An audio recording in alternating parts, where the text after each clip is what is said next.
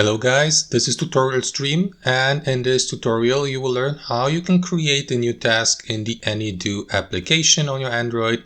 So let us begin.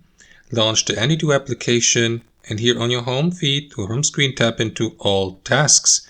From there guys, simply navigate to the given day you would like to add a task to, like today or tomorrow or upcoming. Simply tap into that plus button next to it. So let me set a new task for tomorrow by tapping into that plus button, and after that simply add your task below where it says I want to into the text field. For example, go to the gym or something like that, right?